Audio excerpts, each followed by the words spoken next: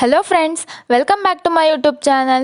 ಸೋಮವಾರದ ಸಂಚಿಕೆಯಲ್ಲಿ ಸೀತಾರಾಮ ಏನಾಗುತ್ತೆ ಅಂತ ನೋಡ್ಕೊಂಡು ಬರೋಣ ಬನ್ನಿ ಫ್ರೆಂಡ್ಸ್.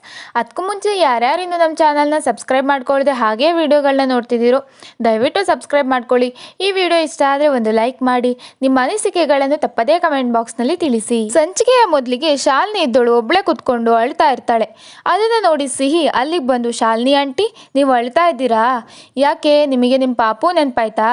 ನೀವೇನು ಟೆನ್ಷನ್ ಮಾಡ್ಕೋಬೇಡಿ, ನಿಮ್ಮ ಪಾಪು ನಿಮಗೆ ಆದಷ್ಟು ಬೇಗ ಸಿಗ್ತಾಳೆ ಅಂತ ಸಿಹಿ ಶಾಲಿನಿಗೆ ಸಮಾಧಾನ ಮಾಡೋಕೆ ಟ್ರೈ ಮಾಡ್ತಾ ಇರ್ತಾಳೆ. ಇನ್ನು ಈ ಕಡೆ ಭಾರ್ಗವಿ ಅನಂತಲಕ್ಷ್ಮಿ ಇರೋ ಆಸ್ಪತ್ರೆಗೆ ಬರ್ತಾಳೆ.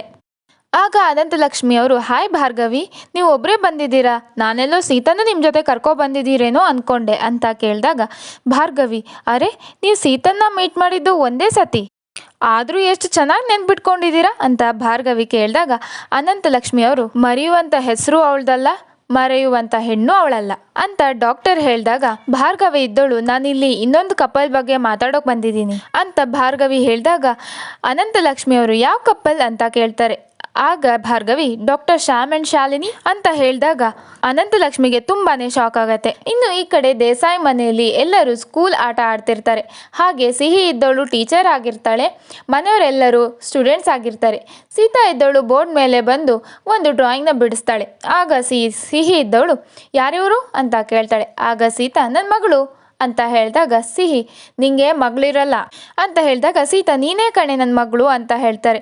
ಆಗ ಸಿಹಿ, ನಾನಿನ್ನ ಮಗಳಲ್ಲ ಸೀತಾ ಅಂತ ತುಂಬ ಸಿಟ್ಟಿನಲ್ಲಿ ಹೇಳಿ ಆ ಡ್ರಾಯಿಂಗನ್ನು ಅಳಿಸ್ತಾಳೆ. ಇದನ್ನು ಕೇಳಿ ಸೀತಂಗೆ ತುಂಬಾ ಬೇಜಾರಾಗತ್ತೆ. ಹಾಗೆ ಶ್ಯಾಮ್ ಮತ್ತು ಶಾಲಿನಿ ಮಧ್ಯೆ ಸಿಹಿ ಹೋಗಿ ಕುತ್ಕೊಂಡು ಮಾತಾಡ್ತಿರೋದನ್ನ ನೋಡಿ ಸೀತಂಗೆ ತುಂಬ ಭಯ ಕೂಡ ಆಗ್ತಾ ಇರತ್ತೆ, ನಾನೆಲ್ಲಿ ನನ್ನ ಮಗಳನ್ನ ಕಳ್ಕೊಬಿಡ್ತೀನೋ ಅಂತ. ಇದು ಸೋಮವಾರ ಸಂಚಿಕೆ ಒಂದು ಚಿಕ್ಕ ಮುನ್ನೋಟ. ಪೂರ್ತಿ ಸಂಚಿಕೆಗಳಿಗಾಗಿ ಹಾಗೂ ಮುಂದಿನ ಸಂಚಿಕೆಗಳಿಗಾಗಿ ನಮ್ಮ ಚಾನಲನ್ನು ತಪ್ಪದೇ ಸಬ್ಸ್ಕ್ರೈಬ್ ಆಗಿ. ಈ ವಿಡಿಯೋ ಇಷ್ಟ ಆದರೆ ಒಂದು ಲೈಕ್ ಮಾಡಿ, ನಿಮ್ಮ ಅನಿಸಿಕೆಗಳನ್ನು ತಪ್ಪದೇ ಕಮೆಂಟ್ ಬಾಕ್ಸ್ನಲ್ಲಿ ತಿಳಿಸಿ.